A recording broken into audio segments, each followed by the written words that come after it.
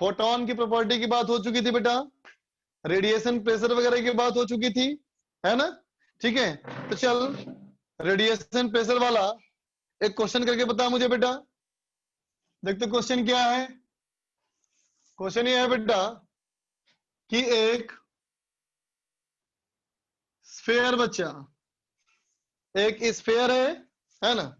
Sphere का radius, sphere का बच्चा रेडियस कैपिटल आर है, ठीक है बच्चा। और ये स्फेयर पे लाइट बीम गिर रही है बच्चा, मोनोक्रोमेटिक लाइट बीम, और इस मोनोक्रोमेटिक लाइट बीम की इंटेंसिटी है बच्चा आई। मोनोक्रोमेटिक लाइट बीम की इंटेंसिटी है आई, ठीक है। तो सवाल कहता है बेटा find find force experienced, force experienced by sphere, ठीक है। First part, if it is perfectly absorbing, ठीक है बच्चा, ये पूरा एब्जॉर्ब करने वाला हो। दूसरा, if it is perfectly reflecting, ठीक है बच्चा। Number C, if the surface is opaque, surface हमारा बेटा ओपैक है ना, with with absorptivity, with absorptivity alpha. तो बोलो बेटा, एक मिनट, एब्जॉर्प्टिविटी अल्फा है बेटा, तो रिफ्लेक्टिविटी क्या होगा?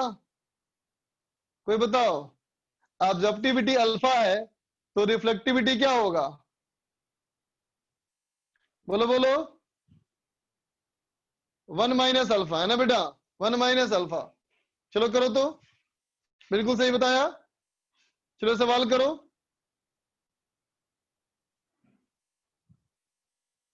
ये सवाल कर बच्चा।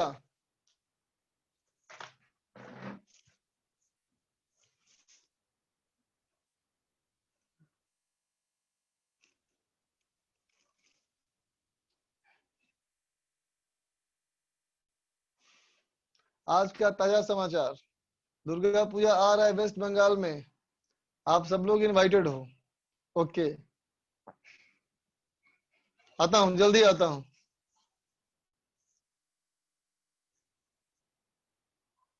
बनाओ बच्चे बनाओ, क्वेश्चन बनाओ।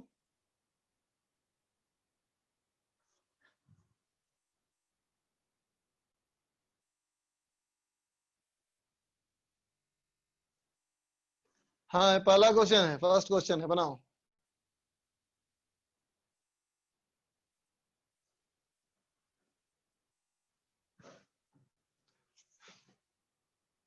सी में लिखा है if the surface is opaque, if the surface is opaque with absorptivity alpha. बनाओ बच्चा। अरे यार तुम बहुत बातें करते हो बच्चा, चलो बनाओ। बंद कर दिया, चैट बंद कर दिया, बात क्वेश्चन बनाओ।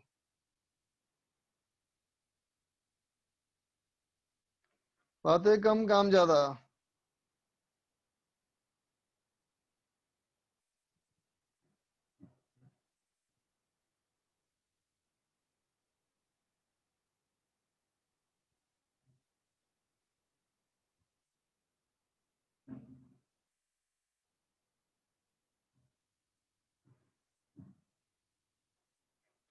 झारखंड बहुत बार गया हूँ, एक दो बार नहीं, बहुत बार।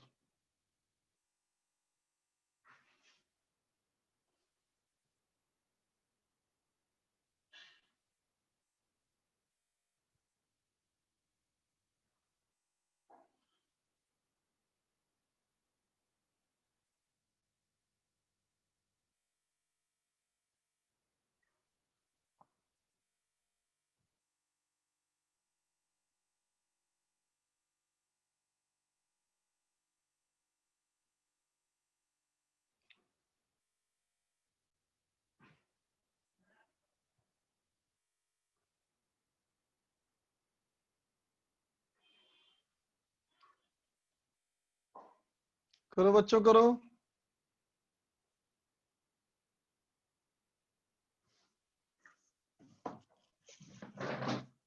चल देख बेटा मैं करता हूं, साथ में दिक्कत हो रही होगी।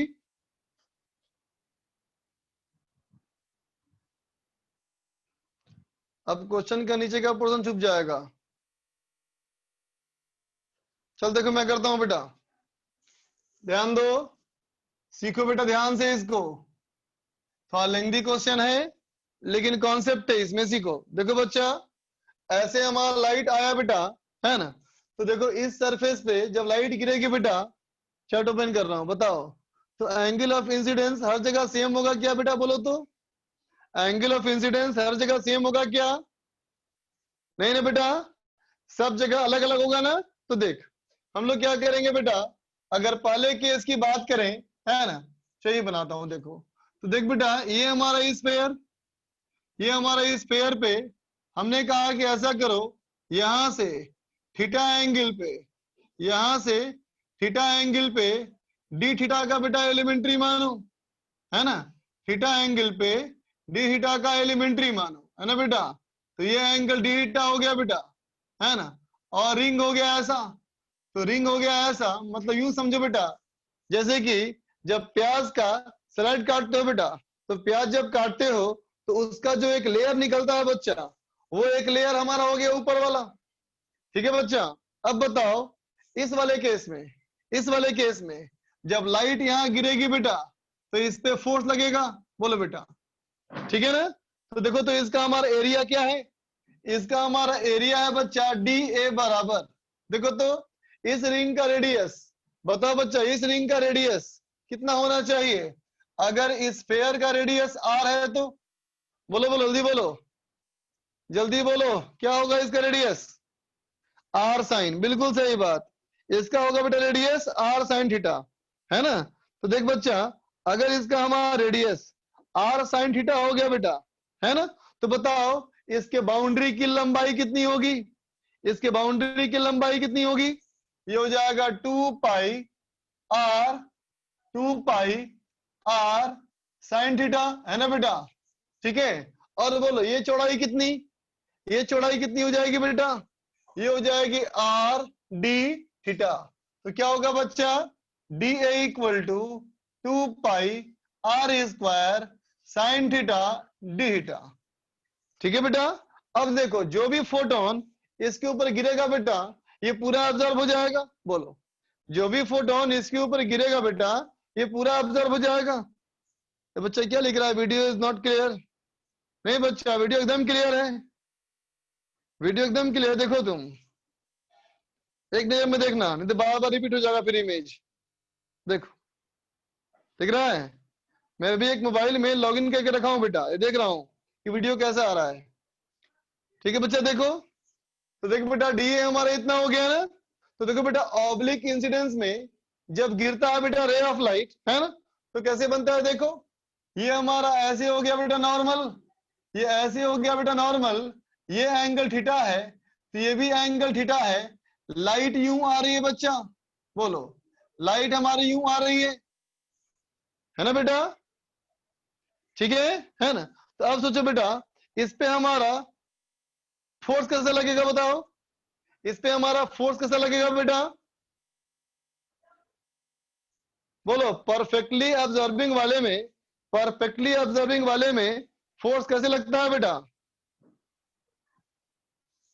नहीं बच्चा तू गड़बड़ कर रहा है, याद कर, कहा था ना ऐसा अगर सरफेस हो तो ऐसा फोर्स लगता है बेटा, याद करो।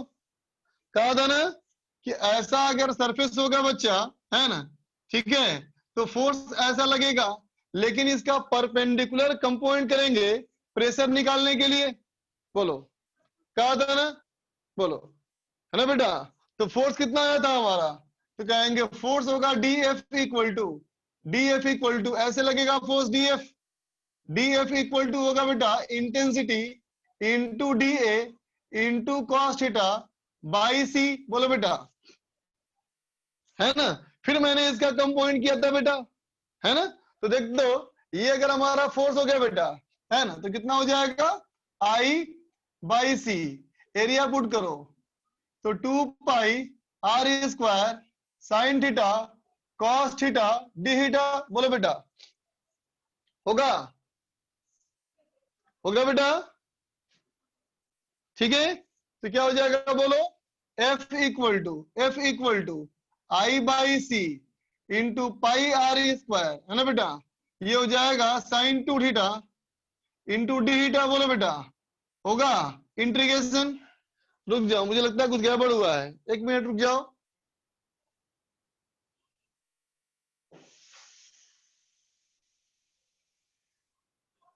जब एंगल ऑफ इंसिडेंस थीटा था बेटा, कॉस तो नहीं था कहीं?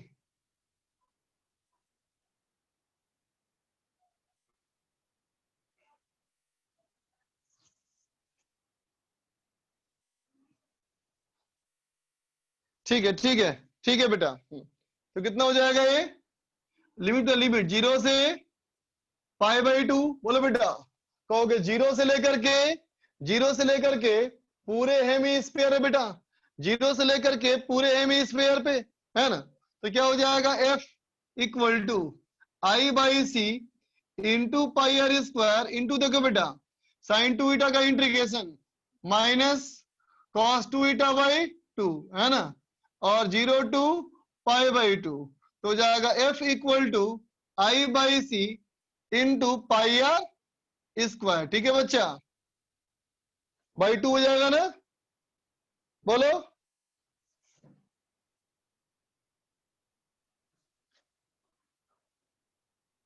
पाई आना चाहिए ना? पाई कैसे आया करे? 0 से पाई बाई 2 ना बेटा, पूरे पे थोड़ी लाइट गिर रहा है। लाइट तो बच्चा आधे पे गिर रहा है ना, इधर से गिर रहा है, इधर से नहीं गिर रहा है बच्चा, एक ही तरफ से गिर रहा है। तो देख लो होना चाहिए I by 2 c pi r square. ठीक है, एक बार कैलकुलेशन तुम लोग भी चेक करो, तो एक बार तुम लोग भी कैलकुलेशन चेक करो। लगता है 2 नहीं आएगा, लग रहा है मुझे 2 नहीं आना चाहिए। कहाँ गड़बड़ है बताओ? कहाँ गड़बड़ है बताओ? 2 कट जाएगा, 2 कहाँ कटेगा? अरे बच्चा 2 साइन ईटा कॉस ईटा साइन 2 ईटा हो गया ना, 2 से मल्टीप्लाई भी तो करेंगे, क्यों?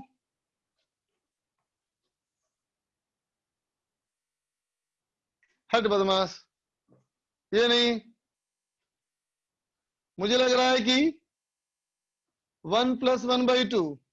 अरे पाई, हाँ सही बोला, ये तो पाई बाई 2 करेंगे तो पाई हो जाएगा, नहीं तो 2 आ जाएगा। सही है, तो F equal to I by C pi r square. सही है, कॉस पाई की वैल्यू -1 है। ठीक है, ठीक है बच्चा, तो फोर्स हमारा कितना आया? I by C into pi r square. ठीक है, लिख लो फटाफट जल्दी से, संकेत बोलो। तो स्क्रीन थोड़ा ब्लर आ रहा है सर। नहीं बच्चा, मुझे एकदम क्लियर दिख रहा है, कैसे दिखाऊं तुमको मैं चीज ये? लेकिन इसके एकदम ब्लर आ रहा है, सॉरी एकदम क्लियर आ रहा है बेटा। पता नहीं सर, स्टार्टिंग से ब्लरी था थोड़ा। स्टार्टिंग से ही ब्लरी आ रहा है। स्टार्टिंग से थोड़ा थोड़ा ब्लर आ रहा था सर। अच्छा 1 सेकंड रुको, तो मैं देखता हूँ उपाय, देख के बताना सही आ रहा है।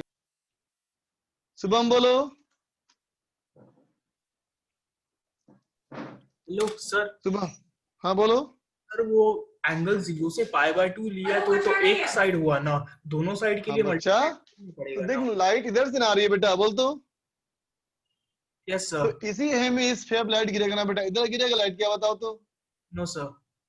नहीं गिरेगा ना बेटा, तो एंगल कहाँ से जाओगे? यहाँ 0 से पाई जाओगे ना बेटा, π/2 जाओगे ना, बोलो। नीचे भी तो क्योंकि जाएगा। रिंग है ना बेटा, रिंग है ना ये, यस सर। रिंग में एंगल यहाँ से लिए हो ना, देखो थीटा एंगल तुम यहाँ लिए हो, तो दोनों तरफ एलिमेंट है ना बेटा। Yes sir. तो थीटा अगर यहाँ लिए, दोनों तरफ एलिमेंट है, तो 0 से π/2 ले जाएंगे तो अपने आप यहाँ से पूरा बन जाएगा ना ये। सर 0 से π/2 तो एक ही साइड हुआ है, नीचे की तरफ भी तो फिर होगा ना वो। ये वाला बोलना चाह रहे हो? Yes sir. ये वाला? Yes sir. अच्छा बताओ, इस डायग्राम में जो थीटा एंगल लिया है, उस थीटा एलिमेंट के लिए एरिया कौन सा है? ये भी एरिया है बेटा ना पूरा, बताओ। Yes sir. पूरा एरिया है ना बेटा, थीटा एंगल में ये दोनों एरिया है ना, वो तो बोलो है कि नहीं? यस सर, अब समझ में आया? अब यस सर, समझ गए, यस सर। अब देखो बेटा सेकेंड पार्ट में, अब आ जाओ बेटा सेकेंड पार्ट में रिफ्लेक्टिंग सरफेस के लिए। तो ध्यान देना बेटा, रिफ्लेक्टिंग सरफेस वाला ध्यान देना। देखो बच्चा, जब रिफ्लेक्टिंग सरफेस की बात करोगे तो कहोगे ये हमारा हो गया बेटा सरफेस फेयर, है ना। देख बेटा, फिर से मैं बोलूंगा वैसे ही एलिमेंट, फिर से मैं बोलूंगा वैसे ही एलिमेंट, थीटा एंगल पे डीटा एंगल, है ना बेटा, थीटा एंगल पे डीटा एंगल, तो एलिमेंट फिर से ऐसे ही बनेगा बेटा। लेकिन नोट्स प्लट के पीछे देखो, नोट्स प्लट के पीछे देखो बेटा, रिफ्लेक्टिंग वाला केस में जो फोर्स था बेटा वो इस पे ऐसे लग रहा था, फोर्स डीएफ लगा था बेटा, है ना। और डीएफ हमारा कितना था बताओ? डीएफ था हमारा बेटा I into d a into cos square of I c. बोलो बेटा, ये 2 था, बोलो। देखो अच्छे से नोट्स में, है ना बेटा, ऐसे बनेगा ना फोर्स, ठीक है। तो देख बेटा, फोर्स इधर से भी आएगा और फोर्स इधर से भी आएगा, दोनों तरफ से आएगा बेटा फोर्स। तो रिजल्टेंट कैसा आएगा? हॉरिजॉन्टल ना बेटा। इसका मतलब नेट फोर्स मुझे अगर निकालना है तो बोलना पड़ेगा integration of DF cos theta. बोलो, इस डीएफ का भी इधर कंपोनेंट करना पड़ेगा ना बेटा, बोल, करना पड़ेगा ना, ठीक है। तो क्या कर दोगे बताओ? कर दोगे इंटीग्रेशन ऑफ डीएफ, ये हो जाएगा 2i, एरिया पुट करो, 2 pi r square sine theta d theta into बच्चा cos theta by C into फिर कॉस थीटा, है ना। तो देखो बच्चा, 2 2 4 हो गया, 4 pi r square I by c, 4 pi r square I by c, और ये हो गया बच्चा cos cube theta d theta. बोलो बेटा, होगा cos cube theta sine theta d theta, sorry cos cube theta sine theta d theta, है ना बच्चा। तो ये क्या हो जाएगा बताओ? ये हो जाएगा 4 pi r square I by सी, इसका इंटीग्रेशन ये हो जाएगा बच्चा cos 4 थीटा बाई 4। बोलो, होगा cos 4 थीटा बाई 4, 0 से पाई बाई 2। बोल बच्चा, 0 से पाई बाई 2, है ना बच्चा। तो कितना आ गया देखो, ये भी हमारा आ गया बेटा पाई r square I by c. बोलो बेटा, पाई आर स्क्वायर आई बाई सी, ठीक है। फटाफट लिख लो इसको भी। मतलब रिफ्लेक्टिंग हो या एब्जॉर्बिंग हो, दोनों ही सूरतों में स्फीयर पे सेम फोर्स आएगा बेटा, दोनों ही सूरतों में सेम फोर्स आएगा ना बेटा। डीएफ कॉस थीटा कैसे आया? अरे बच्चा, डीएफ तो ये है, तो देख ऐसे फोर्स लगेगा, है ना। तो इस पूरे लाइट का रिजल्टेंट फोर्स कैसे आएगा? रिजल्टेंट फोर्स हॉरिजॉन्टल होगा ना बेटा। और 2i कैसे आया? वो तो फॉर्मूला देखो बेटा, वो तो फॉर्मूला देखो मेहुल। सर वो फर्स्ट पार्ट था ना, उसमें मैं कह रहा था कि प्रेशर इनटू एरिया पॉजिटिव से नहीं कर सकते क्या? Pressure into cross section area वही सिखाना चाहता हूँ लास्ट में वही उसी पे आऊंगा। ठीक है, डायरेक्ट नहीं कर सकते इसलिए बच्चा क्योंकि एरिया हमारा परपेंडिकुलर नहीं है ना, हाँ डायरेक्ट नहीं बोल सकते। ठीक है। टेस्ला साहब बताइए। सर अगर रैंडम फिगर हो तो? रैंडम मतलब रैंडम मतलब आर्बिट्ररी शेप का हो आर्बिट्री शेप का तो नहीं निकाल सकते सिंपल। एब्जॉर्बिंग हो तो कर लोगे, अगर रैंडम शेप का होगा, अगर एब्जॉर्बिंग होगा ना बेटा तो कर सकते हो, लेकिन अगर और किसी केस में करना चाहोगे तो नहीं करोगे बेटा। हाँ सर, और एक डीएफ बात का फिर से बताएं, बोलो बोलो। सर, मैं बोला था सर, ये कैमरा अपने आप ऑटो फोकस कर लेता है आप पे सर, इसीलिए स्क्रीन ब्लर ऑटो दिखता है। ऑटो फोकस करता है या ऑटो एक्सपोजर करता है? क्या लाइट होता है ना, आपको सब्जेक्ट मान लेता है, वो बोर्ड को सब्जेक्ट नहीं मान पाता है, इसीलिए उसके ऊपर फोकस नहीं कर पा रहा। चलो मैं खड़ा हो गया यहाँ पे हाँ सर, तो आप ही के और ऊपर पास खड़े हो गया, है ना। लेकिन देखो लाइट सिर्फ बोर्ड पे लिखा हुआ इसलिए कि इंटेंसिटी कम हो जा रही है, फोकस खराब नहीं हो रहा, क्योंकि ऑटो एक्सपोजर गड़बड़ इसका है ना। फोकस ठीक है बच्चा, इसलिए मैं लिख के बाबा हट जाता हूँ। ओके। रूपाली बोल बच्चा। पिछले पार्ट में फोर्स का कंपोनेंट कैसे लिया था? डीएफ वाले का यस सर। ये वाला पूछ रही है बच्चा। सर इसके पिछले पार्ट में। इसकी पिछले में कंपोनेंट कहाँ लिया? मैं लिया ही नहीं कंपोनेंट, मैं सीधा फॉर्मूला इस्तेमाल कर लिया। क्योंकि एब्जॉर्बिंग वाले केस में बेटा सरफेस चाहे जैसा भी हो, है ना, एब्जॉर्बिंग वाले केस में फोटोन का फाइनल मोमेंटम 0 हो गया तो ऐसे ही फोर्स लगेगा बेटा, मोमेंटम ऐसे ही चेंज हुआ। लेकिन जब रिफ्लेक्शन वाला केस होता है बेटा तो ऐसे लाइट आकर के यू निकलता है ना, बोलो, है ना बेटा, ऐसे आके यू निकलेगा तो फोर्स हमारा इस पे ऐसे लगता है। बताओ था बेटा सारी बातें।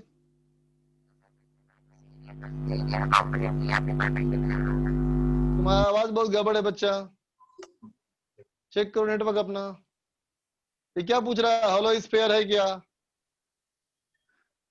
अब तुम लोग फालतू बात कर रहे हो बच्चा। हॉलो स्फीयर साइड क्या फर्क पड़ता है बताओ तो इससे। अब किससे बात नहीं करूंगा, सब बहुत बेकार बात करोगे तुम लोग। अब जितनी मेरे पास शब्द थे सारे शब्दों का इस्तेमाल कर लिया मैंने। I don't have any more words. चल देख बच्चा, तो अब फर्स्ट और सेकंड की जब बात हो चुकी, जब फर्स्ट और सेकंड की बात हो चुकी है ना बेटा, तो अब थर्ड पार्ट में आओ। थर्ड पार्ट में आओगे बच्चा तो कहोगे, मान लिया कि अगर हमारा परफेक्टली ओपैक सरफेस है, इसका मतलब अल्फा प्लस रो की वैल्यू 1 होगी। अल्फा प्लस रो की वैल्यू 1 होगी बेटा, ठीक है।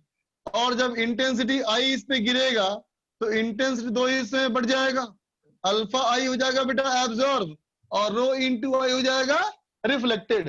तो जब नेट फोर्स की बात होगी तो फोर्स एब्जॉर्ब के कारण और फोर्स रिफ्लेक्शन के कारण। तो एब्जॉर्ब वाले के कारण कितना फोर्स, तो कहेंगे अल्फा आई हो जाएगा बेटा, और बाकी वही pi r square by c. और रिफ्लेक्ट होगा बच्चा तो भी कहोगे rho I into pi r square by c. अब दोनों को ऐड कर बच्चा, तो alpha plus rho pi r square I by c. अब देख बेटा अल्फा प्लस रो की वैल्यू 1 है, इसका मतलब फिर से पाई आर स्क्वायर आई बाई सी। समझ में आया? ठीक है। तो कहानी यहाँ क्या बनी? कहानी यहाँ ये बनी कि सरफेस चाहे किसी भी तरह का हो, हर बार फोर्स बराबर लगेगा। ठीक है बेटा, तो इस पॉइंट को नोट में लिख लो। नोट में एक पॉइंट नोट कर ले बच्चा, क्या लिखेगा? If a spherical surface is placed in the way of, लिखो लिखो लिखवाता हूं मैं, लिखो इफ, मैं बोर्ड पे नहीं लिख रहा, तुम लिखो, मैं नोट करवा रहा हूं। If a sphere, if a sphere is placed, if a sphere is placed, if a sphere is placed in the way of, if a sphere is placed in the way of parallel beam of light, parallel beam of light, parallel beam of light, comma दो, force due to radiation, force due to radiation on the sphere, on the sphere is independent of, is independent of, is independent of nature of surface, is independent of nature of surface। ठीक है, लिखो F is equal to I by C into projected area. तो बोल बेटा sphere का projected area क्या आएगा? पाई r square, और वही देखो सब में आया है। ठीक,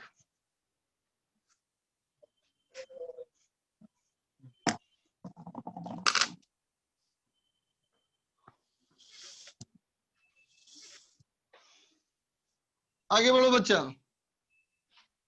कहेंगे फोर्स जो होगा बेटा वो स्फेयर के सरफेस के नेचर पे डिपेंड नहीं करता, हर केस में उतना ही फोर्स लगेगा।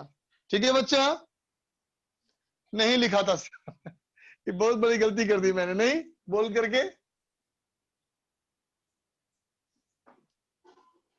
if a sphere is placed, if a sphere is placed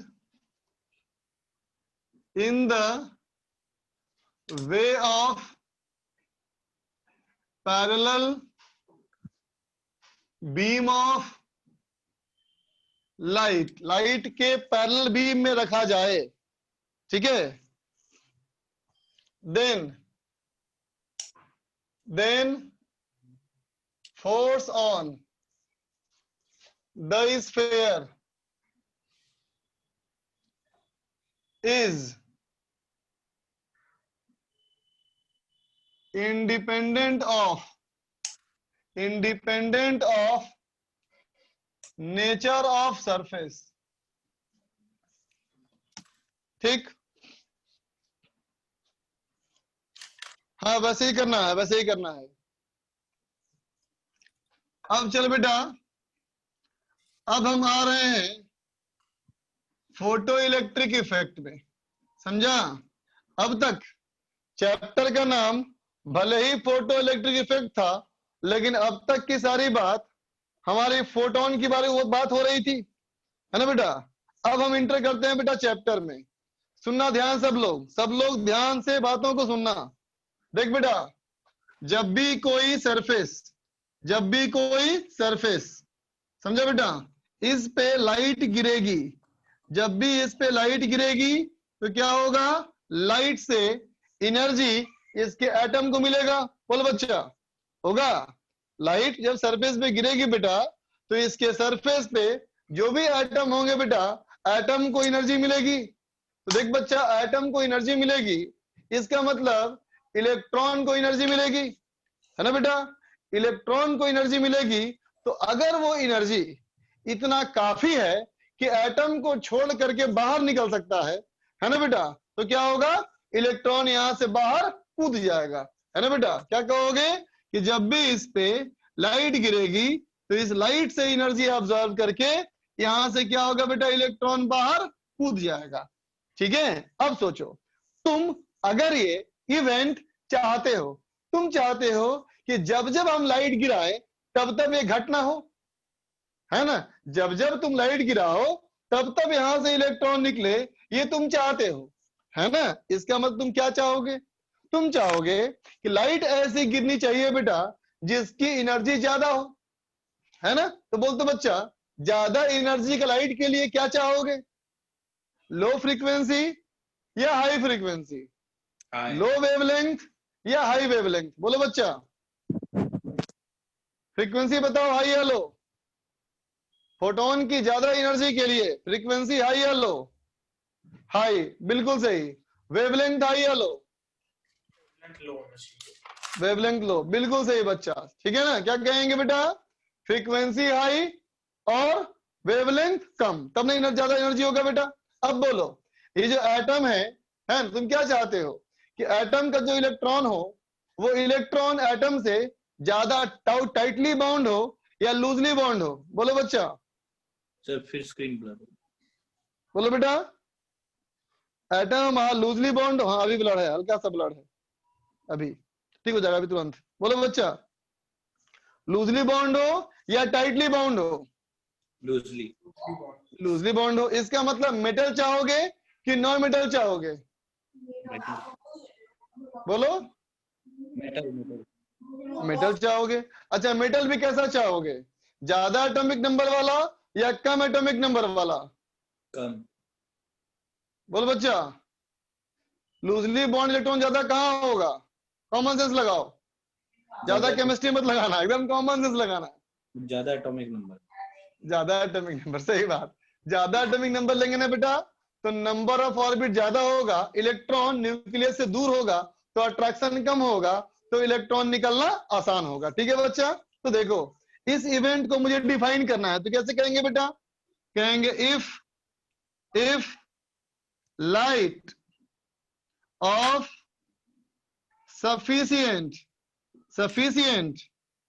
या कहो सफिशिएंटली क्या कहना चाहिए, लो फ्रीक्वेंसी। बोलो बेटा, सफिशिएंटली लो फ्रीक्वेंसी कहोगे या सॉरी सर उल्टा बोल दिया, हाई फ्रीक्वेंसी ना बच्चा, हाई फ्रीक्वेंसी और लो वेवलेंथ, है ना बेटा, हाई फ्रीक्वेंसी और लो वेवलेंथ, ठीक है। Fall on a metal, fall on a metal of high atomic number, है ना बच्चा, ठीक है, हाई एटॉमिक नंबर, क्या होगा बच्चा इससे, high atomic number, then electrons after absorbing energy from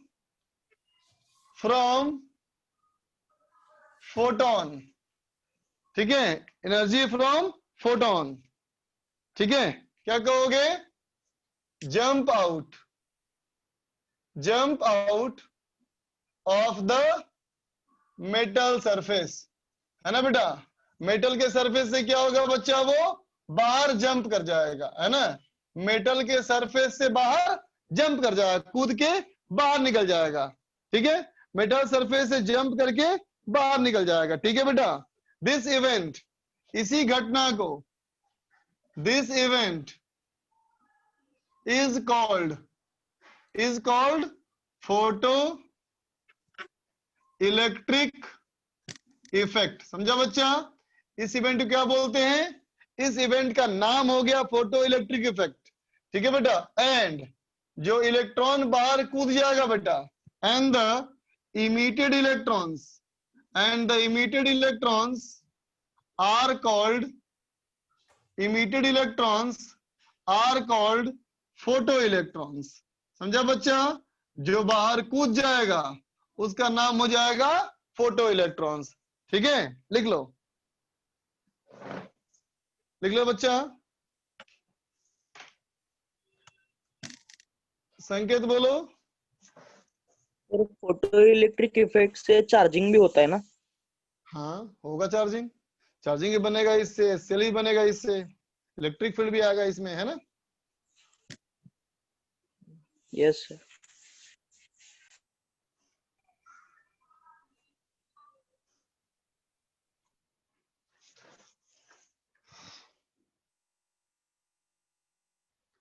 अब पीछे कोई बात नहीं करेंगे बेटा, वीडियो अपलोड कर लूंगा, वहां से देखना, ठीक है। फिर से पढ़ दे रहा हूं पूरे सेंटेंस को। If light of sufficiently high frequency, frequency ज्यादा हो या low wavelength, fall on a metal of high atomic number, ठीक है, then electrons after absorbing energy from photon, क्या होगा, फोटोन से एनर्जी ऑब्जॉर्ब करके, स्क्रीन हिल रहा है पता नहीं क्यों, पंखे से हिल रहा है क्या, बंद कर दिया पंखा, हाँ, the electrons after absorbing energy from photon jump off the metal surface, this event is called photoelectric effect and the emitted electrons are called photoelectrons, ठीक है बच्चा, फटाफट लिख लो।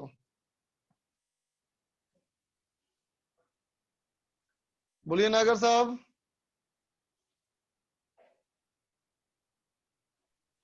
सर हम नहीं कह रहे कि सर लो वेवलेंथ से क्या होगा सर, फोटोन की एनर्जी का फॉर्मूला बताओ। hc/λ।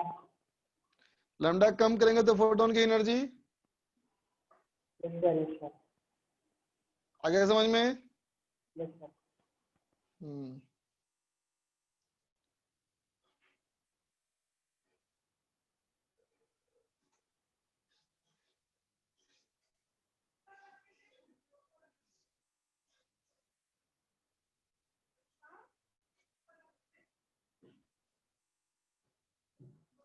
तिवारी जी। सर ये फोटोन और इलेक्ट्रॉन का 1-to-1 इंटरेक्शन होता है क्या? फिर से बोलना। सर फोटोन और इलेक्ट्रॉन का 1-to-1 इंटरेक्शन होता है क्या? हाँ, फोटोन इलेक्ट्रॉन का 1-to-1 होगा, बिल्कुल सही कहा तुमने, एक इलेक्ट्रॉन पे एक ही फोटोन गिरेगा एक बार में, है ना बेटा, और एक फोटोन दो इलेक्ट्रॉन पे नहीं गिर सकता, समझे बात को। मतलब सर एक फोटोन से मतलब आसपास के जो इलेक्ट्रॉन होंगे बस एक ही मतलब अफेक्ट होगा, बाकी सबको कोई फर्क नहीं पड़ेगा उस नहीं फोटोन फर्क से। पड़ेगा, बिल्कुल सही कहा। सही इमेजिन करो, बारिश हो रही है बेटा, बूंदाबांदी हो रही है ना, यस सर। हल्की हल्की बारिश हो रही है। जमीन यस पे सर। देखोगे तो कुछ जगह बूंदे गिरी हैं, कुछ जगह बूंदे नहीं गिरी हैं, है यस ना। सर। Yes sir. ठीक, तो देख बेटा, जिस जगह बूंदे गिरेंगी, हो सकता है उस वाले बूंद पे जहां पे गिरा इलेक्ट्रॉन, जहां पे गिरा फोटोन, है ना, वहां का यस सर। एटम इलेक्ट्रॉन छोड़ना चाहता होगा तो निकल जाएगा वहां से, नहीं छोड़ना यस सर। चाहता होगा तो नहीं निकलेगा वहां से। Clear? Yes sir. Okay sir, thank you sir. Okay, welcome बेटा। चल बच्चा देख,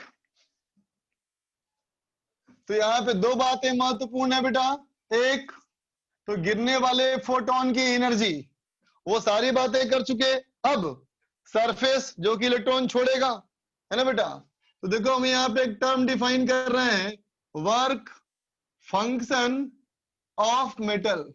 वर्क फंक्शन ऑफ मेटल, इसको मैं लिखूंगा W के सिंबल से। हो सकता है बहुत जगह तुमको ये अलग अलग सिंबल से मिले, कहीं कहीं फाई से मिलेगा, कहीं कहीं साई से मिलेगा, या कहीं कुछ और मिलेगा। नाम इंपॉर्टेंट है, वर्क फंक्शन ऑफ मेटल। जैसा नाम देखो वैसा काम, work function of metal, metal के लिए ऐसा एनर्जी का फंक्शन जिससे कि हमारा फोटो इलेक्ट्रिक का वर्क हो जाए। ठीक है बच्चा, एनर्जी का वो फंक्शन जो फोटो इलेक्ट्रिक का वर्क हो जाए। ठीक है, तो चल बता मुझे बेटा, मुझे एक बार बता, हाइड्रोजन एटम के ग्राउंड स्टेट में इलेक्ट्रॉन की कितनी एनर्जी होती है? बोलो बच्चा, hydrogen atom in ground state कितनी एनर्जी? जल्दी बोलो, जल्दी बोलो, जल्दी बोलो। -13.6 इलेक्ट्रॉन वोल्ट होती है बेटा। बोलो, -13.6 इलेक्ट्रॉन वोल्ट, है ना बच्चा। नेगेटिव में होती एनर्जी ना, -13.6 इलेक्ट्रॉन वोल्ट। कैसे कहते हैं हम लोग? कहते हैं एक प्रोटॉन है और एक इलेक्ट्रॉन है, ये चारों तरफ घूम रहा है बेटा, है ना। तो इस इलेक्ट्रॉन की काइनेटिक एनर्जी और पोटेंशियल एनर्जी मिला करके इतना होता है बच्चा। बोलो, समझे? बात समझे बेटा? ठीक है, अब बताओ, लेकिन क्या हाइड्रोजन एटम नेचर में एग्जिस्ट करता है बेटा? हाइड्रोजन एटम क्या नेचर में एग्जिस्ट करता है? नहीं। क्या करता है एग्जिस्ट? क्या करता है एग्जिस्ट? हाइड्रोजन मॉलिक्यूल, बिल्कुल सही कहा। इसका मतलब H2 अगर एग्जिस्ट करता है बेटा, इसका मतलब यहाँ पे क्या है बोलो? एक प्रोटॉन एक इलेक्ट्रॉन का एक एटम, एक प्रोटॉन एक इलेक्ट्रॉन का दूसरा एटम। बोल बच्चा, है ना। ठीक है, अब मुझे बताना एक बात, अब मुझे बताना कि अब जब इस इलेक्ट्रॉन की एनर्जी बोलना चाहोगे तो कैसे बोलोगे? Kinetic energy plus potential energy इसके वजह से, पोटेंशियल एनर्जी इसके वजह से, पोटेंशियल एनर्जी इसके वजह से, है ना बेटा। तो अब बताओ, क्या इस इलेक्ट्रॉन की इतनी एनर्जी उम्मीद करते हो? बोलो बोलो, नहीं ना बच्चा। ठीक है, तो अब बताओ, क्या हम बोले इसकी जो एनर्जी हमारी होनी चाहिए, है ना। देख बेटा, एनर्जी तो कंजर्व होगा, एनर्जी तो कंजर्व होगा बेटा। इसका मतलब टोटल तो एनर्जी -27.2 रफली, एग्जैक्टली नहीं, हम बेटा रफ कर रहे हैं कैलकुलेशन, ज्यादा डीप में केमिस्ट्री में मत जाना। बोलो, रफ एनर्जी कंजर्व किया इतना तो होगा, है ना। लेकिन मुझे बताओ, क्या आधा आधा दोनों में बोल पाओगे? आधा आधा बोल पाओगे? नहीं ना बच्चा, सोच के देखो, क्या इसका ऐसा कोई पाथ संभव है जिसमें तीनों से दूरी कांस्टेंट रहे?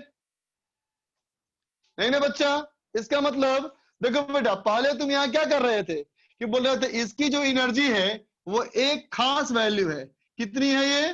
-13.6 इलेक्ट्रॉन वोल्ट, है ना बेटा। लेकिन अब क्या बोलोगे कि इन इलेक्ट्रॉन्स की एनर्जी अब एग्जैक्टली इतनी नहीं होगी और वेरी करते रहेगी, वेरी करते रहेगी ना बेटा। तो क्या बोलेंगे बेटा? कहेंगे एक पार्टिकुलर एनर्जी होगा और एक और पार्टिकुलर होगा। कहोगे एक कोई मैक्सिमम वैल्यू और एक कोई मिनिमम वैल्यू, है ना बेटा, एक कोई मैक्सिमम वैल्यू और एक कोई मिनिमम वैल्यू, इसी में एनर्जी ऑसिलेट करता रहेगा। बोलो बेटा,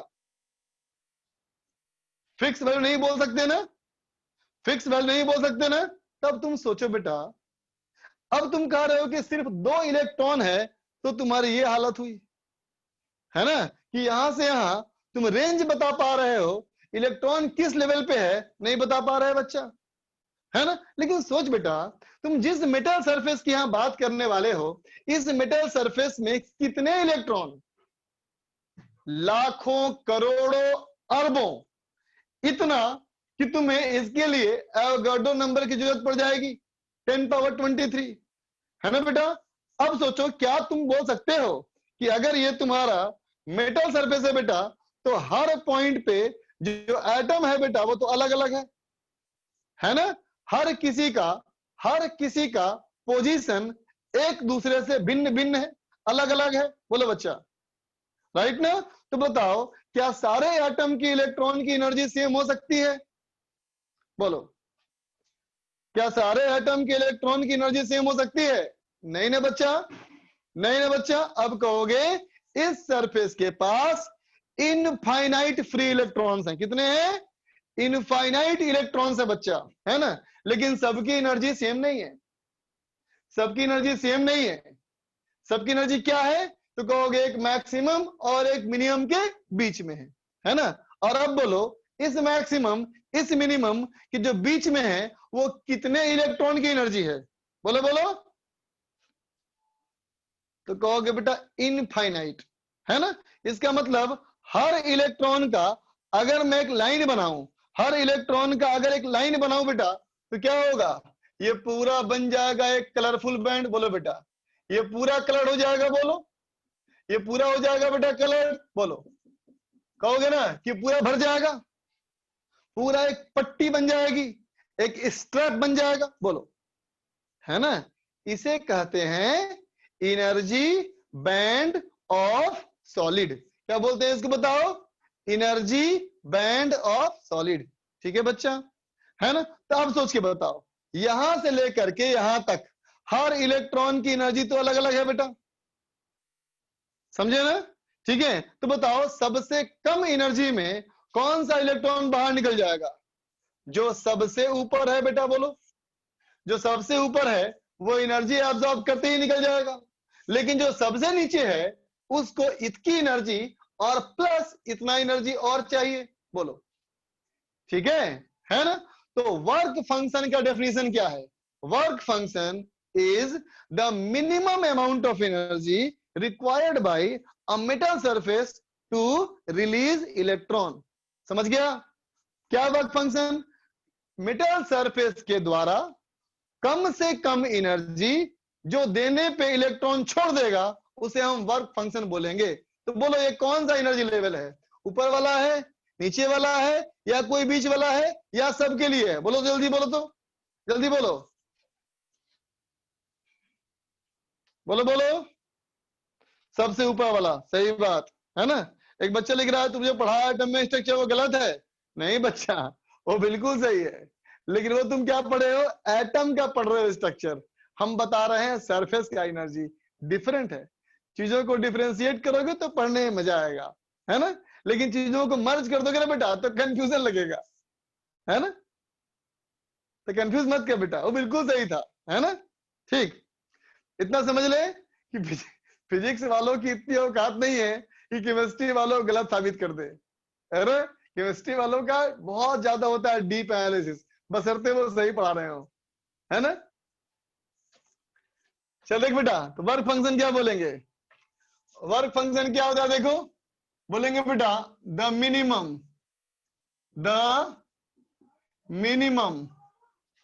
अमाउंट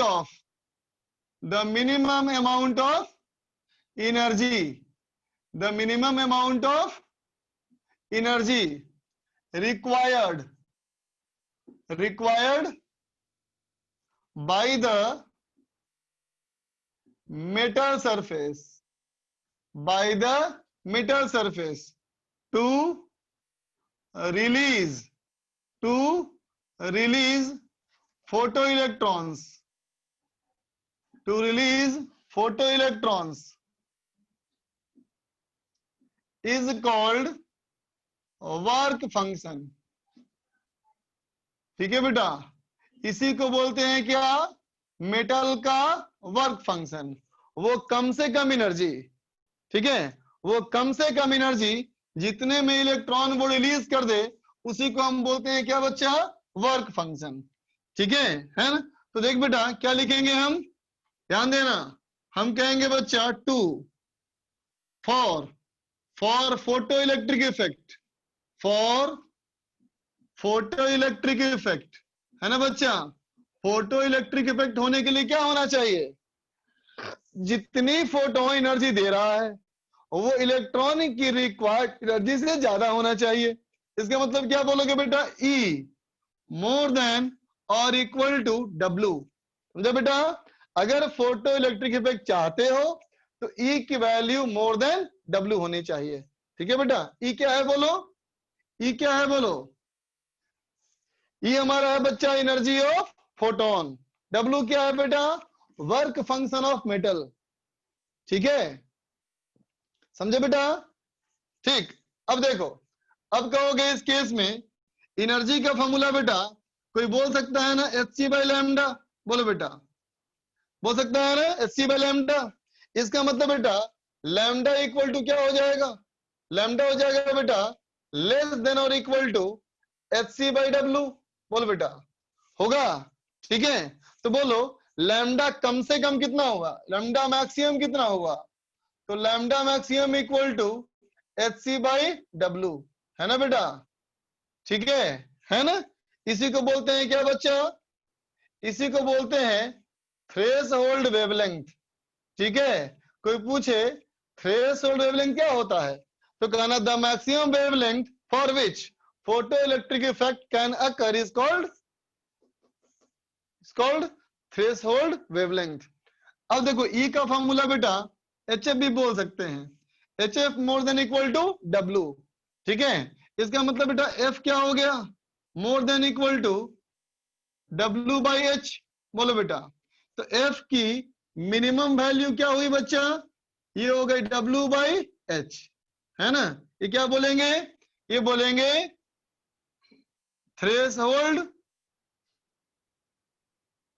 थ्रेशोल्ड फ्रीक्वेंसी। आई बात समझे बच्चा, वो कम से कम फ्रीक्वेंसी, थ्रेशोल्ड फ्रीक्वेंसी, अधिक से अधिक वेवलेंथ, थ्रेशोल्ड वेवलेंथ। लिख लो बच्चा।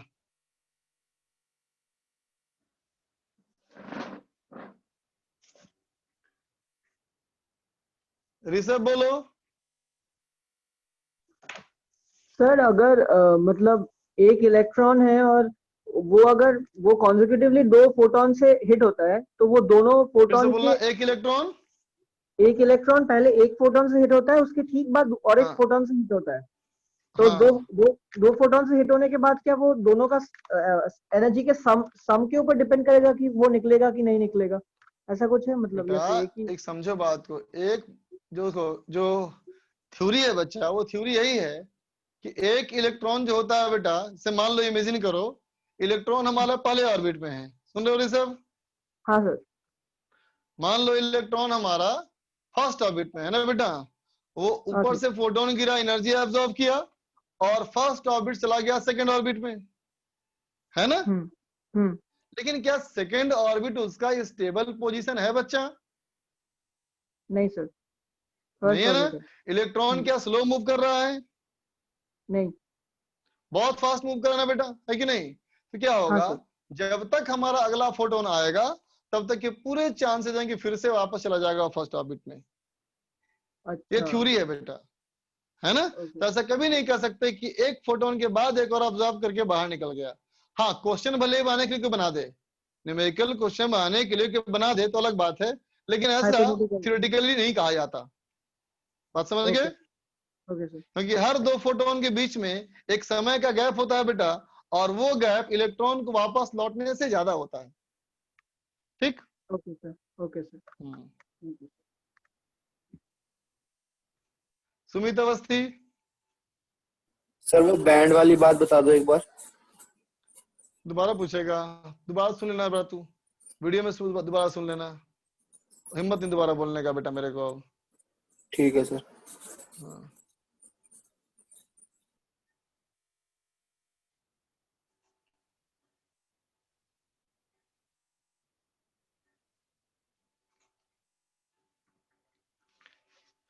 देख बच्चा आगे,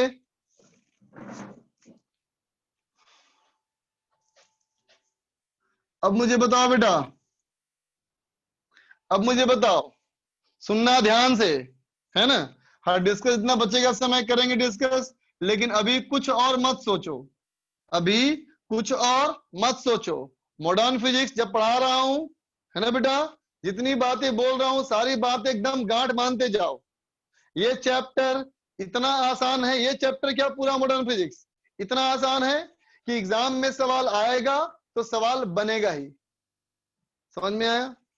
ये सब श्योर शॉर्ट चैप्टर है ना। एग्जाम में क्वेश्चन आएंगे, क्वेश्चन बनेंगे ही। क्यों? क्योंकि सिलेबस ही बड़ा नहीं है।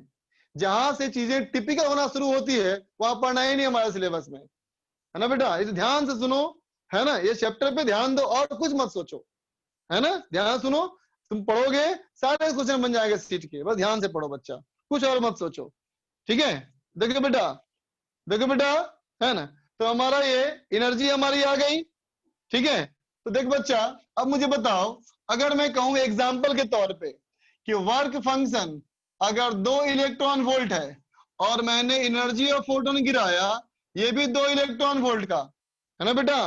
तो स्टेटमेंट सुनो, पहला स्टेटमेंट, पहला मैंने कहा कि photo electric effect will surely happen, ठीक है। दूसरा is statement, photo electric effect में अकर। तीसरा statement, photo electric effect must not occur. बोलो कौन सा स्टेटमेंट सही है, फर्स्ट सेकंड या थर्ड? फर्स्ट सेकंड या थर्ड? सेकंड बच्चा, सेकंड। क्यों, क्या कहा था मैंने तुमको, वर्क फंक्शन कौन से एनर्जी का लेवल है, सबसे टॉप वाला, है ना बेटा। अब सोचो, जब फोटोन गिरे बेटा बहुत सारे, तो क्या जरूरी है कि ये फोटोन उस इलेक्ट्रॉन तक पहुंच जाएगा जो इलेक्ट्रॉन सबसे कम में निकलने वाला है? नहीं ना बच्चा। तो मे इवेंट, बात समझ में आई, ठीक है ना। अगर मैं कहूं ये 2.01 इलेक्ट्रॉन वोल्ट है, तो कहेंगे अभी भी में ही होगा, मस्त नहीं होगा, क्योंकि डिफरेंस बहुत ज्यादा नहीं है ना बेटा। हाँ लेकिन ये बात है कि पहले के मुकाबले में अब प्रोबेबिलिटी ज्यादा है। लेकिन कहूं बच्चा 10 इलेक्ट्रॉन वोल्ट, तो क्या बोलोगे, अब प्रोबेबिलिटी बहुत ज्यादा है। पहले तुम्हारी थी प्रोबेबिलिटी थी 2% 4%, पहले थी प्रोबेबिलिटी 2% 4%, अब प्रोबेबिलिटी क्या है बेटा 90%, है ना। लेकिन ये अभी भी तुम नहीं बोल सकते कि पक्का निकल जाएगा, समझे बच्चा, ठीक है ना। विल श्योरली नहीं बोल सकते, अभी भी क्या बोलेंगे में। हाँ प्रोबेबिलिटी अब ज्यादा है, ठीक है बच्चा। अब देखो, अब मैं कहूं kinetic energy of photo electrons, sorry पहले देख लो क्वांटम एफिशिएंसी, क्वांटम एफिशिएंसी, ठीक है बच्चा। क्या है, तो कहोगे क्वांटम एफिशिएंसी हमारा क्या है कि number of photo electron, number of photo electrons emitted per second by number of photons falling per second, है ना बेटा। Number of photons falling per second, है ना बेटा। ये रेशियो है, किसका है, श्योर कभी नहीं बोलना बेटा, रमन श्योर नहीं होता इसमें कभी भी, ठीक है, हमेशा प्रोबेबिलिटी होती है। देखो बच्चा, क्वांटम एफिशिएंसी क्या है, कहेंगे 1 सेकेंड में गिरे उसके ऊपर 10 फोटोन और निकले 4 फोटो इलेक्ट्रॉन, तो क्वांटम एफिशिएंसी कितनी हो गई, 4/10, ठीक बच्चा। गिरा उसके ऊपर 1000 फोटोन, निकला 20 फोटोन, तो 20/1000, ठीक है बच्चा, बात समझ में आया, ठीक है, ठीक बच्चा। अब देखो kinetic energy of kinetic energy of photo electron, kinetic energy of photo electrons. सुनना ध्यान से, ये नोट कर चुके हो ना, ये नोट कर चुके हो? यस। तो देखो बच्चा, सुना ध्यान से, मैंने कहा था बेटा इलेक्ट्रॉन की एनर्जी एक बैंड में लाई करती है ना बेटा, इलेक्ट्रॉन की एनर्जी एक बैंड में लाई करती है ना। एग्जाम्पल के तौर पे सुन, मान ले इलेक्ट्रॉन की एनर्जी जो है बेटा वो लाई कर रही है, ठीक है बेटा, ये हमारी है -2 इलेक्ट्रॉन वोल्ट और ये हमारा -4 इलेक्ट्रॉन वोल्ट। ये क्या है बेटा, एटम के इलेक्ट्रॉन्स की एनर्जी इस रेंज में है, इस रेंज में है, ठीक है। अब बताओ, मान लो यहां से गिरा, कितने एनर्जी का इलेक्ट्रॉन, फोटोन गिरा 3 इलेक्ट्रॉन का, 3 इलेक्ट्रॉन वोल्ट का, है ना बेटा। अब बताओ, अगर वो यहां वाले पे गिरेगा तो इलेक्ट्रॉन निकलेगा या नहीं, इलेक्ट्रॉन निकलेगा या नहीं निकलेगा। अब मुझे बताओ, निकलने वाले इलेक्ट्रॉन के पास क्या कुछ एनर्जी बच भी जाएगी, कितनी बचेगी, कितनी बचेगी, 1 इलेक्ट्रॉन वोल्ट। इसका मतलब क्या समझ में आया, kinetic energy of photo electron का मतलब क्या है, तो कहोगे residual energy, residual energy after emission. बोल बच्चा, है ना, इलेक्ट्रॉन जो बाहर निकलेगा उसके पास जो बचा हुआ एनर्जी रहेगा बेटा, वही हमारा क्या है, kinetic energy of photo electron. ठीक बच्चा। अब बताओ, मान लो मैंने कहा यहाँ पे एक और लेवल है, यहाँ लेवल है बेटा 2.4 इलेक्ट्रॉन वोल्ट का। बोलो बेटा, फोटोन आ करके इसके ऊपर गिरा है, इलेक्ट्रॉन निकलेगा क्या, निकलेगा क्या? यस। बोलो बेटा, कितनी एनर्जी का निकलेगा, कितनी एनर्जी का निकलेगा? 0.6। अच्छा अब बोलो, अब मैं कहूं यहां पे एक लेवल है, ये है 3 इलेक्ट्रॉन वोल्ट का, यहां पे गिरा है बेटा फोटोन, निकलेगा क्या? अब शायद बोलने में तुम्हें डाउट महसूस हो, तुम्हें लगेगा यस भी बोले, तुम्हें लगेगा नो भी बोले, मतलब यस और नो का बीच में हो गया बेटा, ये क्रिटिकल हो गया, है ना। या कहो निकलेगा तो 0 काइनेटिक एनर्जी से। बोलो बेटा, है ना। तो अब मुझे बताओ, अगर यहां से बहुत सारे फोटोन गिरे, बहुत सारे फोटो इलेक्ट्रॉन निकले, तो सभी की काइनेटिक एनर्जी सेम होगी क्या, यस और नो? जल्दी बोलो, सभी की काइनेटिक सेम होगी क्या? नहीं ना। तो क्या कहेंगे बेटा, कहेंगे in the form of, in the form of continuous, continuous spectrum. इसकी जो काइनेटिक एनर्जी होगी बेटा वो एक कंटिन्यूअस स्पेक्ट्रम के फॉर्म में होगी, है ना बेटा। यहाँ की एनर्जी क्या होगी बेटा, कंटिन्यूअस स्पेक्ट्रम के फॉर्म में होगी। ठीक है बच्चा, ये बात समझ में आया? ठीक है, जिसमें सबसे ज्यादा वैल्यू होगा तो कहोगे 0 से लेकर के एक मैक्सिमम वैल्यू होगा, 0 से लेकर के एक मैक्सिमम वैल्यू होगा। और ये मैक्सिमम वैल्यू कितनी होगी, तो क्या कहेंगे, जो यहां से निकलेगा और यहां से निकलेगा बेटा उसकी एनर्जी कितनी है, वर्क फंक्शन, और ये फोटोन की एनर्जी। इसका मतलब बेटा के मैक्सिमम बराबर E - W। बहुत सारे निकलेंगे बेटा, उसमें से सबसे ज्यादा काइनेटिक एनर्जी इतनी हो सकती है, इससे ज्यादा नहीं होगी। क्लियर? लिख लो, नोट कर लो फटाफट। बोलिए तिवारी जी।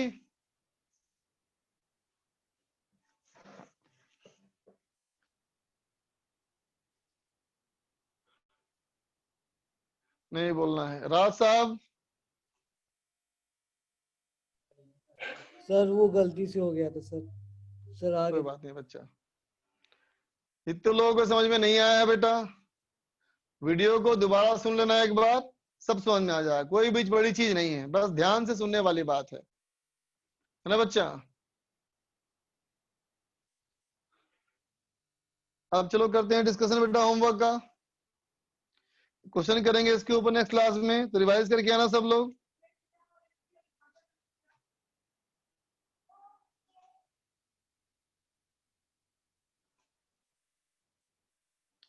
लेनेवो, बोलो बे लेनेवो।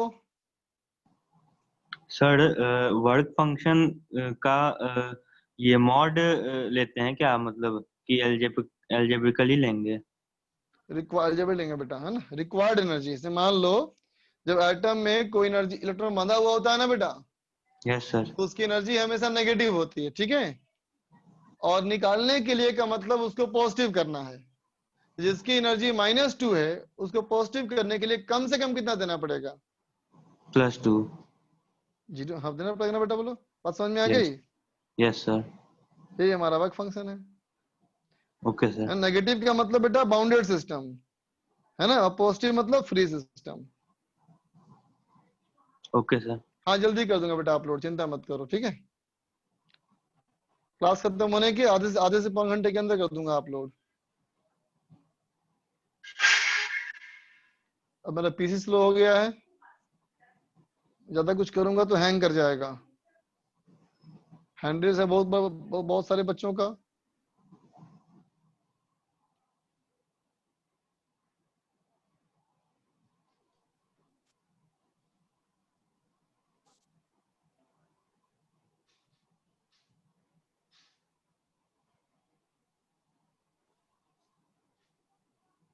आदित्य बोलो। सर वो kinetic energy of photo electron की बात क्या लिखे हैं सर, एनर्जी आफ्टर एमिशन के पहले? रेसिडुअल बचा हुआ।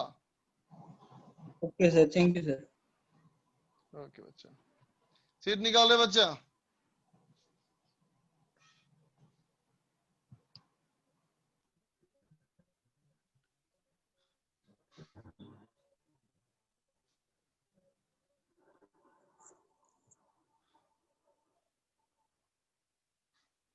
एक्सरसाइज 3 पार्ट 2, फिर exercise 3 part 1, EMI chapter. EMI chapter बेटा, यस निकालो ईएमआई की सीट सब लोग।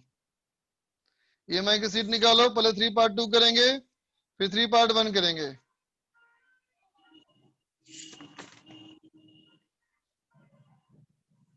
हाँ एनसीईआरटी पढ़ना होगा, लेकिन अभी पढ़ने की जरूरत नहीं। एनसीईआरटी नवंबर से स्टार्ट करना, एनसीईआरटी पढ़ते जाना, है ना, और डीईपी लगाते जाना, बताते जाऊंगा उस समय। नवंबर से स्टार्ट करना।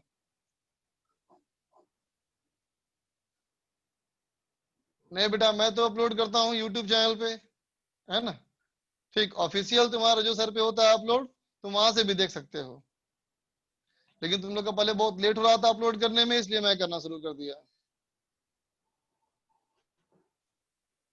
एक्सरसाइज 3 पार्ट 2 निकालो।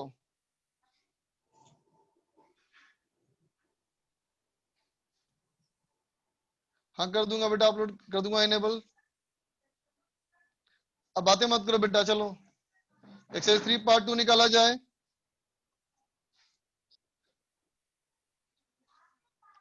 एक्सरसाइज 3 पार्ट 2 बोलो बेटा 1 से 5। 3 पार्ट 2 1 से 5। क्वेश्चन नंबर 5 पूछना है। देखो बच्चा 5 नंबर में क्वेश्चन नंबर 5 देखो बेटा, 5 कहता है क्या, इधर वाला चैप्टर बड़ा है। कौन बोल दिया तुमको बेटा कि ये चैप्टर बड़ा है?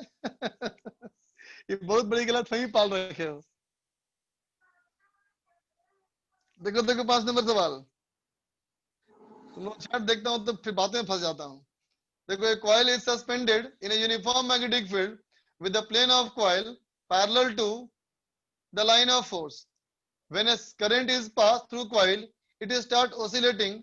It is very difficult to stop, but if aluminum plate is placed near to the coil, it is stops. This is due to, देख बच्चा कहता है कि मान ले बेटा एक कॉइल है, एक कॉइल है बेटा, ठीक है। इमेजिन कर एक कॉइल है बेटा, ये हमारा, ये एक हमारा कॉइल है, ठीक है ना। इसमें करंट पास कर दिया बेटा, और जब इसको रख दिया मैंने मैग्नेटिक फील्ड में, तो ये ऑसिलेट करना शुरू कर दिया, ठीक है बच्चा। ये ऐसे ऐसे ऑसिलेट करना शुरू कर दिया, ठीक है। अब सुनना ध्यान से, कहता है ये आसानी से रुकेगा नहीं, ये आसानी से रुकेगा नहीं, ठीक है बच्चा। लेकिन जब हम इसके सामने बेटा कोई लूप रख देते हैं किसका, एल्यूमिनियम का प्लेट। जब ये ऑसिलेट करता है बेटा और ये एल्यूमिनियम प्लेट रखते हैं तो क्या होता है, रुक जाता है। क्यों, तो सुन, जब ऐसे रखेगा बेटा तो देख इसमें हमारा करंट है ना, बोलो इसमें करंट है ना, तो इसकी वजह से फील्ड बन रहा होगा, है ना। अब सोचो अगर तुम इसके सामने ये ऐसा प्लेट रख दिए बेटा तो इसका मैग्नेटिक फील्ड जो ऑसिलेटिंग है, ये ऑसिलेटिंग फील्ड क्या करेगा, इससे बनाएगा फ्लक्स, है ना बेटा। जब इससे फ्लक्स बनाएगा तो क्या होगा, फ्लक्स बनाएगा तो क्या होगा, इसमें आएगा बेटा एडी करंट। एडी करंट से क्या होगा, एनर्जी लॉस हो जाएगा और सिस्टम रुक जाएगा। ठीक है, बच्चे लिख रहे हैं बार बार कि अनम्यूट करो अनम्यूट करो। मैंने एक आध बार ट्राई किया था लेकिन उस दिन शायद हम लोगों ने ही फैसला किया कि हम लोग को नहीं करना चाहिए अनम्यूट। दो क्वेश्चन नंबर 6 और 9 क्या लिख रहा है, नो वीडियो।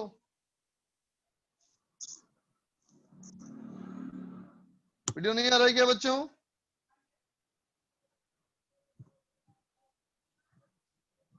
वीडियो नहीं आ रहा है क्या, हमें दिख रहा है मोबाइल में आ रहा है।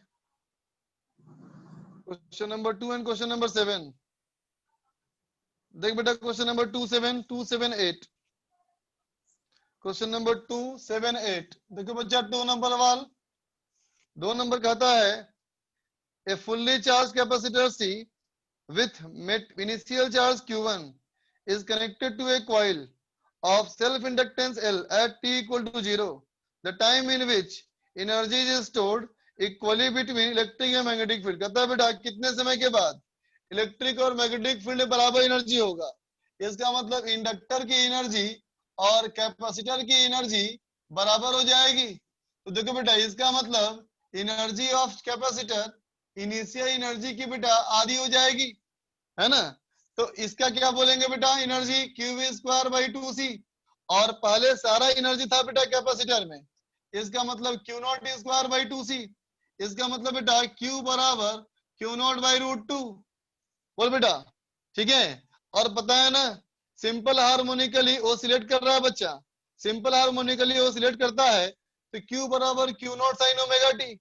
इसका मतलब बेटा ओमेगा टी इक्वल टू कितना हो गया, π/4 1/√2 है ना, ठीक है। तो टाइम कितना लगेगा, टाइम लगेगा π/4 ओमेगा, π/4 ओमेगा, है ना बच्चा। π/4 ओमेगा मतलब क्या हुआ, 1/4 पाई, और क्या होता है 1/√LC, तो √LC कर लो, ठीक है। आगे चलो क्वेश्चन नंबर 7। क्वेश्चन नंबर 7 देखो,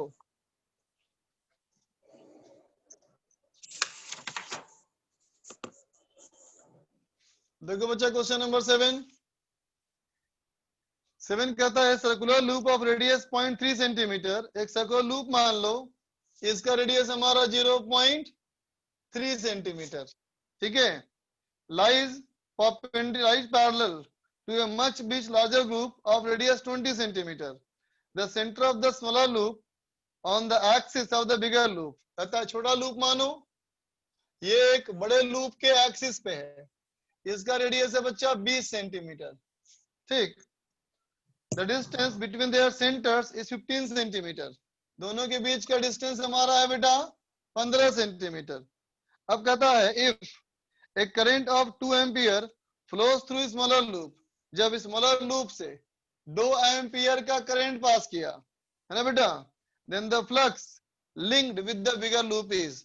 तो बड़े वाले लूप से कितना फ्लक्स होगा, है ना बेटा। तो देख सबसे पहले क्या करना है, इसमें मान लो बेटा करंट कैपिटल आई, इसमें करंट कैपिटल आई मान करके यहाँ पे मैग्नेटिक फील्ड निकालो, ठीक है बेटा, यहाँ पे निकालो मैग्नेटिक फील्ड। जब इस पे तुम मैग्नेटिक फील्ड निकाल लोगे तो इस वाले से फ्लक्स निकाल लोगे, फ्लक्स इन स्मॉलर कॉइल क्या होगा B × πr², ठीक है। जब इससे तुम फ्लक्स निकाल लोगे तो फ्लक्स निकाल करके लिख देना बेटा इसको M × I। M हो जाएगा बेटा हमारा म्यूचुअल इंडक्टेंस, है ना। M अगर हो जाएगा बेटा म्यूचुअल इंडक्टेंस तो इस वाले में फ्लक्स क्या बोलेंगे, flux in larger coil equal to capital M × small i 2 ampere, ठीक है। आगे चलो क्वेश्चन नंबर 6 पूछने के लायक नहीं है बच्चा, नहीं बताऊंगा। 9 नंबर देखो, 9 नंबर कहता है in the circuit shown here the point C is kept connected to the point A till the current flowing through the circuit becomes constant.